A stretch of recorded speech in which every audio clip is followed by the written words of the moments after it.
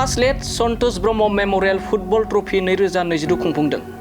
दिनै 21 आगस्तनिफ्राय जागायनानै 6 सेप्तेम्बरसिम सेथि रुंसारि सन्तोष ब्रह्म गोसोखां जोलुर बादायलायनाया दिनैनिफ्राय जागायो।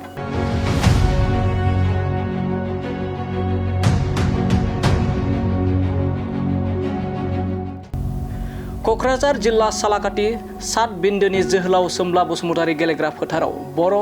कुरशक्ति लाइमोन क्लाब काम लाइब्रेरिनि बानजायनायाव दिनैनिफ्राय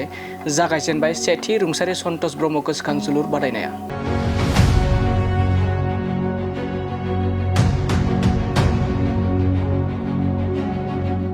दिनैनि जोलुर जागायजेननाय बादायलायनायाव 2 नं सात बिन्दोनि रिंखां क्लाब आरो गसाइगाव चिरांनि जोंफुं क्लाब काम लाइब्रेरिनि गेजेरजों जोलुर बादायनाया जायो। बे जोलुर बादायनायाव गासै मोन 16 हानजाफ्रा बाहागो लादों। बे जोलुर बादायनायाव जाय हानजाया देरहासार जागोन सेथि बान्था 1 लाख रांजों लोगोसे ट्रफी आरो नैथि बान्था 65,000 रांजों लोगोसे ट्रफी आरो साबसिन गेलेगिरिनो 5,000 रां ट्रफी बान्थाखौ मान होगोन। बिटिसिनि मावफुं सोद्रोमा देरहासार बसुमतारी बिथाङा बाहागो लानानै जोलुर बादायनायखौ बेखेवना होयो। ओनसोलनि सानसुमैफोरजों लोगोसे जोलुर नायनो मोजां मोनगिरिफोर रायजो राजाफ्राबो गोबां बाहागो लानायखौ बे समाव नुनो मोननाय जायो।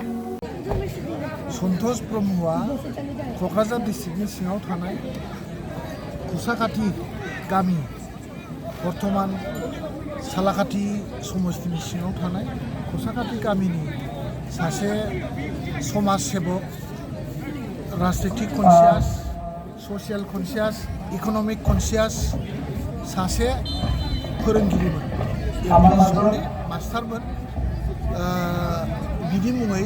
बिनि न'खर आरो बिथांनि फिसाला दिनैहाय बे खेलाखौ फाथिदों आरो बे खेलाखौ फाथिनायनि गेजेरजों बे ओनसोलनि जिथु मिलाप्रिथि बिभिन्न जाथि जनगोष्ठीनि गेजेराव अनलायनाय, मोजां मोनलायनाय आरो जिथु गोजोन बे बारहावा अराय गोजोर थानानै थागोन। बल खेला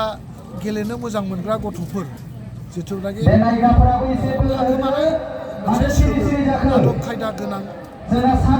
गथ'फोर जादों आरो बे खेलानि गेजेरजों मोसानाय, दामनाय देनाय आरो बे गामिनि रायजो राजाफोरनि गेजेराव जिथु अनलायनाय बे अनलायनाया बारायसिनगोन होननानै आं मिजिंथियो। मोजां जादों बे खेलाखौ फाथिनाया। गोबाव सम बे जायगायाव खेलाखौ मोजां मोननानै खेला फाथिबाय थानाय जायो आरो नैबे मोनसे खेला फाथिनायाव रायजो राजाफ्रा आरो बे खेलाया थिग समावनो फाथिनाय जादों। माइ दाय गायखांनाय जाबाय, हालुवाफोरनि खामानिया जोब्बाय, गामिनि खामानिया जोबथ'बाय। दा एसे रेस्ट टाइम, बे रेस्ट टाइमाव एसे गावजों गाव लोगो हमलायनाय, मोजां ज' रायलायलायनो मोननाय मोनसे प्लेटफर्म जादों। बेबादि खेलाया जाबाय थायोब्ला जोंनि खेला मोजां मोनग्रा, खेला गेलेनो मोजां मोनग्रा गथ'फोरनि जिथु थाखोमानाय आदब खायदा बे एक्सप'ज जागोन आरो बे एक्सप'जनि गेजेरजों सानसे समाव मोजां गिदिर प्लेयार ओंखारनो हागोन होननानै आं सानो। बिटिआर ओनसोलाव माने सरकाराथ'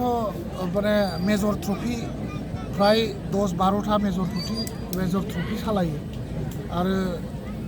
खालि फुटबलल' नङा, गोबां माने जिथु माबा दङ, खेलाफोर दङ। बे खेलाफ्रावनो बक्सिंनिफ्राय, टाइकन्ड'निफ्राय माने मा होनो आर्सारि बायदि रोखोमनि खेलायाव खुब गुरुत्त' होदों आरो देग्लायनिफ्राय जायफोर मेजर ट्रफि 5 लाख कन्ट्रिबिउसन हरोमोन बिटिसिआ, एबारनिफ्राय 25 लाख कन्ट्रिबिउसन होनानै बे खेलाखौ सालायनो थाखाय एबाराव आखाइ लादों। बे हिसाबै गेलेनो मोजां मोनग्रा गथ'फोरखौ, सेंग्रा सिख्लाफोरखौ खेलानि प्रति आकर्षण खालामनो थाखाय बिटिसि गभर्नमेन्टआ मोजां रोखोमनि हाबाफारि लादों आरो स्पर्ट्स माने अथ'रिटि, बड'लेण्ड स्पर्ट्स अथ'रिटि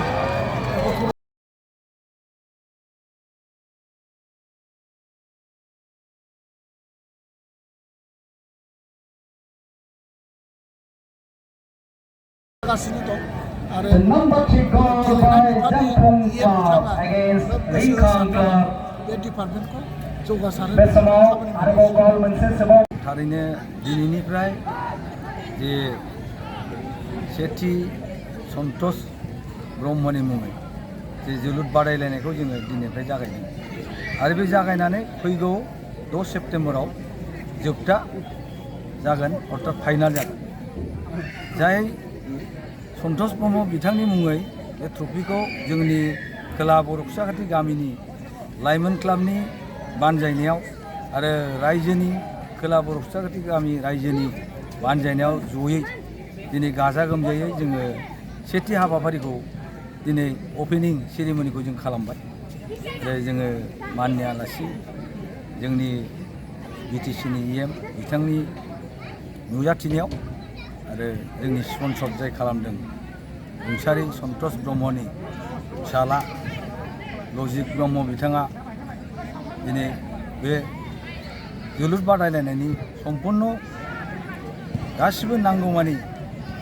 खरसाखौ गावनि बिफानि मुङै बानस'दों बेनि थाखाय बिथांनिसिम जोङो गामिनि जानानै रोजा रोजा साबायखर जासियो जाहाथे जों मोजां मोजां बिथांनि मददजों खुंफुंलांनो हायो आं इसोरनि खाथियाव आर'ज खालामो। सन्तोष ब्रह्म नंगौ थारैनो सन्तोष ब्रह्म बिथाङा रुंसारि जानायनि सिगांसिमाव बर' खुसाखाथि गामियावनो जोनोम मोननानै बिथाङा सासे गुदि फोरोंगिरिनि हाबा मावोमोन आरो बिथाङा सासे बिराद माने धोरोमसुला माने अननाय आरो थगायनाय बिनि हेंथायै बियो नाजायोमोन सैयामोन आरो सोरबा जुदि गाज्रि मानसि गामियाव दङब्ला बेखौ गावनि गोसो गोरबोजों बुरखायनानै अननायजों बुरखायनानै बे मानसिखौ मोजां लामायाव लाबोग्रा सासे व्यक्तिमोन आरो बिथाङा थैजासिमाव गोदोनि गवालपारा जिल्ला दानि क'क्राझार जिल्ला नङा बै समनि गवालपारा जिल्लानि CPM हान्जायाव बियो जुरित दङमोन आरो क'क्राझार दालाइ SFI नि सासे मावफुं सोद्रोमामोन बिथाङा गावनि रुंसारि जानायसिम गोबां गामिनि आरो समाजनि मोजां हाबा मावग्रा मानसिमोन बिथाङा दिनै जोंनि गेजेराव गैलिया मा खालामनो बिथांनि जिउआ दिनै जोंजों अरायसम थाथों बिथांनि बोसोना जोंनाव थालांथों आं बेखिनि खावलायो। जोंनि बे सेथि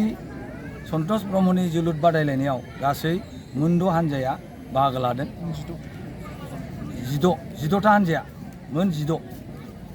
गासै ओमफ्राय चिरांनिफ्राय मोननै आरो क'क्राझार डिस्ट्रिक्टनि गेजेराव बे 16टा हान्जाया दङ आरो बान्था हिसाबै जाय देरहालांदों बिथांमोन मा मा हरनो सेथि जाय उथ्रिसार जानो हागोन देरहासार बान्था हिसाबै नोगोद 1 लाख रां लोगोसे ट्रफि जोङो गथायनो थाखाय थि खालामदों आरो रानार्स आपनि थाखाय 65,000 रांजों लोगोसे ट्रफि आरो जाय साबसिन गेलेगोन फाइनाल खेलासिमाव जाय साबसिन गेलेगिरि जागोन बिथांनि मुङै 5,000 रां लोगोसे ट्रफि जों होनो थाखाय दिनै खुंफुं आफादा थाम थिम खालामनानै दोनदों।